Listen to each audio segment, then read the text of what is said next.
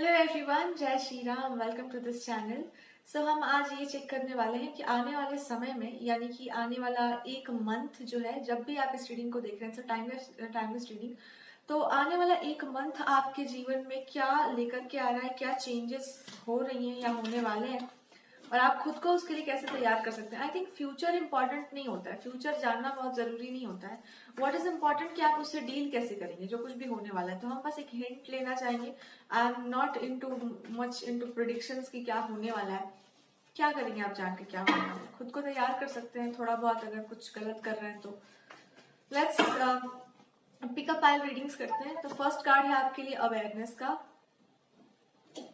दूसरा कार्ड है आपके लिए पेशेंस, आप नाम से भी चूज कर सकते हैं, ऐसा कुछ है नहीं। तीसरा कार्ड है आपके लिए गाइडेंस।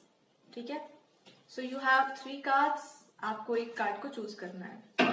क्विक रीडिंग करेंगे हम। अवेयरनेस के कार्ड को अगर आपने चूज किया है तो आने वाले टाइम में आप क्या एक्सपेक्ट कर सकते हैं।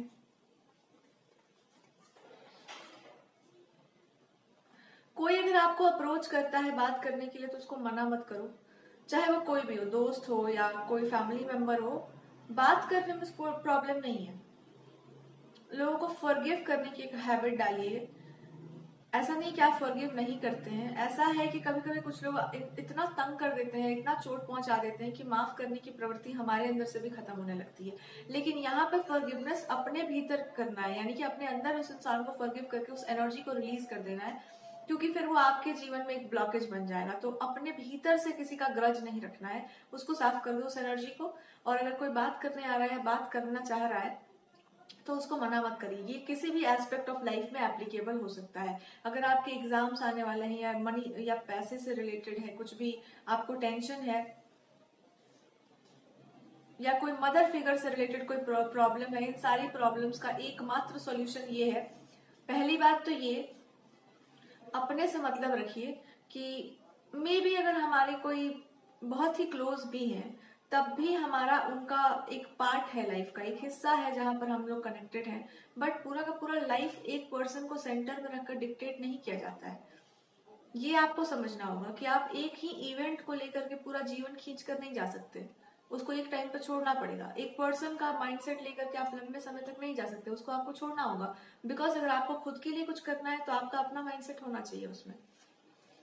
रहा सवाल एजुकेशन का, तो एजुकेशन को लेकर के आपका एक सोच था, वो चेंज हो सकता है, उसको चेंज होने दो, फ्लेक्सिबल बनो थोड़ा।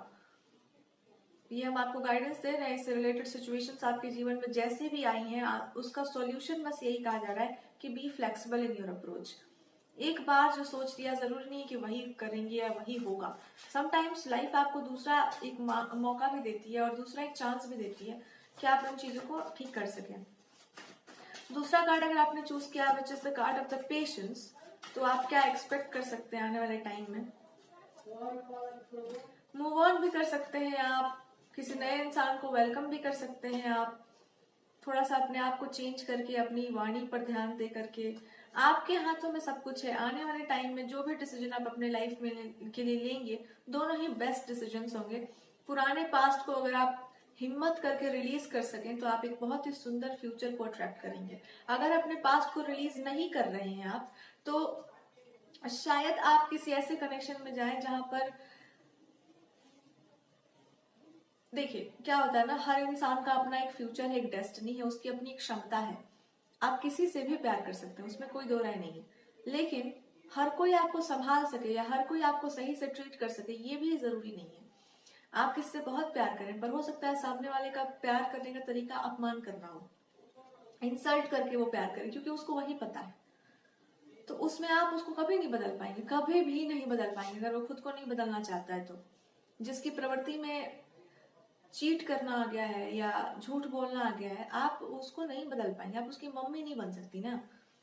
तो बदलने का दिमाग से निकाल दीजिए। अपने जीवन को अगर आपको सुखी देखना है या कुछ और देखना चाहते हैं, ऐसी ऊर्जा से डील नहीं करना चाहते, तो भाई हिम्मत करके अपने आप को उस सिचुएशन से आप ही को खुद आगे लेकर जाना होगा। क्योंकि अगर ये पिछले जन्म का कर्म है, तो हो सकता है इस जन्म में आपके पास इतनी हिम्मत है कि आप इस कर्म को काट कर अपनी खुशियों को चूज कर सकें। ये भी तो हो सकता है, क्यों नहीं हो सकता है। तो इसको भी एक बार ध्यान रखिए। अगर कोई ब्यूटीफुल ऑफर आपको चाहिए, ब्यूटीफुल रिलेशनशिप या ब्यूटीफुल लाइफ चाहते हैं, लव लाइफ, हिम्मत करके आपको खुद को ही गलत चीजों से दूर करना होगा। जब हम गलत लोगों से, गलत सिचुएशन से अपने आप को दूर रखते हैं तो हम एक तरह से इंडिकेशन करते हैं अपनी डेस्टिनी को या अपने ईश्वर को कि प्रभु हम बहुत थक चुके हैं अब इन लोगों से, हमको इनसे दूर करिए। जब आप ये भीतर से कह देंगे तो आपकी लाइफ में भी आप देखेंगे एक क्लियर पाथ आपके लिए ओपन होना शुरू हो गया है। लेकिन आप ही मिक्स सिग्नल्स देंगे कि नहीं हमको जी वो भी पसंद है, ये भी पसंद है, लेकिन हमको शांति चाहिए। शांति भंग करने वालों को खुद ही लेकर आओगे लाइफ में, तब तुमको शांति चाहिए। एक रास्ते पर चलो ना। अगर नहीं शांति चाहिए तो ऐसे लोगों को रखो अपने पास जो आपसे प्यार करते हैं, जो शांत है भी। तो हिम्मत करके आपको एक पास्ट को छोड़ना पड़ेगा, तब आप फ्यूचर में अच्छा कर सकते हैं। और छोड़ने का मतलब है दिमाग से भी उसको रिलीज करना। ये नहीं कि मूव ऑन कर गए और रो रहे हैं भैया मुंह में पिलो डाल के। कुछ लोग करते हैं ये काम कि जा करके सो जाते हैं बेड पर और ऐसे पिलो को रख करके रोना स्टार्ट कर देते हैं। ये सब नहीं करना चाहिए। करने से कोई फायदा नहीं होगा ना, फिर तो आप वही बात हो गया ना। फिर इससे तो अच्छा है उसी को चूज कर लो, है ना। और अगर नहीं मतलब ऐसा है इतनी कमजोरी है तो फिर वही चूज कर लो, फिर उसी में रहो, एक लाइफ टाइम उसी में बिता दो। नहीं तो हिम्मत रखिए, हिम्मत करिए, हिम्मत जुटाइए, ईश्वर से मांगिए कि आपको उससे निकलने की क्षमता दी जाए। भगवान का नाम लीजिए, उनकी स्तुति करिए। भैया थर्ड कार्ड जो गाइडेंस का चूज किया, जिन्होंने नाम में ही गाइडेंस है इस कार्ड के। जिस तरफ जीवन लेकर जा रहा है उस तरफ जाइए, जिस फ्लो में चल रहा है जीवन उसको चलने दीजिए, क्योंकि अब उस फ्लो के सामने आने का समय आ गया है। अब सारी चीजों के क्लियर होने का समय आ गया है। जो कनेक्शन आपके दिमाग में था वो कनेक्शन अब सबको सामने दिखाई भी देगा। पाइल नंबर 3 हम आपको बस इतना ही कहेंगे कि जीवन आपको जिस दिशा में लेकर जा रहा है उसको रेजिस्ट मत करो। पुरानी चीजों को छोड़ना पड़ रहा है, जाने दो। पुराने रिलेशनशिप्स को जाने दो, पुराना माइंडसेट जाने दो, जो जा रहा है उसको जाने दो। बस जैसी आपकी इच्छा हो रही है जीने की वैसे जीना स्टार्ट कर दीजिए। और जिस तरफ ईश्वर आपको लेकर जा रहा है उस तरफ आप जाइए, क्योंकि वो आपके मन में नहीं है, वो वास्तव में है। और क्यों आपको ऐसा लगता है कि वो कनेक्शन आपके मन में है? क्योंकि आपके अभी भी कहीं ना कहीं वो कंट्रोलिंग माइंड है जो कंट्रोल करना चाहता है और बताना चाह रहा है कि जो सामने नहीं है वो सच नहीं होता। दिमाग यही तो कहता है जो सामने नहीं है वो सच नहीं होता। दिमाग से तो भगवान को भी नहीं देख सकते आप। भगवान को तो देखने के लिए प्रेम की आंखें चाहिए, या फिर वो आंखें बहुत दिव्य होती हैं, वही दे सकते हैं वो नाखों को पर वो मिलने के लिए भी आपको ये इंडिकेट करना होता है कि हम देखना चाहते हैं आपको। हम कुछ और अब नहीं देखना चाहते, हम केवल आप ही को देखना चाहते हैं। फिर वो आपको आंखें मिलती हैं, या फिर वो प्रेम आता है आपके हृदय में जिससे आप उनको देख सकें। लेकिन ये पहला कदम तो आपको चूज करना है। चॉइस आपकी होती है। वैसा ही चॉइस आपको दिया गया था, आपने चूज भी किया है उसको। अब समय आया है कि सारी चीजें अब सामने आएंगी। जब भगवान के लिए कोई रोता है ना तो उसको पता है भगवान तो आएंगे, लेकिन जब वो आने वाले होते हैं, जब वो आते हैं सामने, सपोज करो जैसे आपको दर्शन हो गए भगवान के, तो जब वो सामने होंगे तो आप क्या करेंगे? मतलब क्या कहेंगे, क्या करेंगे? That is the question. और उसके बाद क्या होगा? ये बड़ा इंटरेस्टिंग टॉपिक है।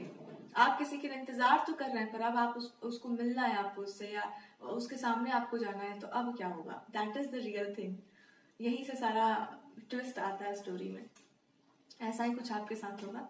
जो आप मांग रहे थे वो आपके पास आ सकता है, वो चीजें आपके सामने होंगी। और अब है आपको टेस्ट आपका होना है कि अब आप क्या करते हैं। सो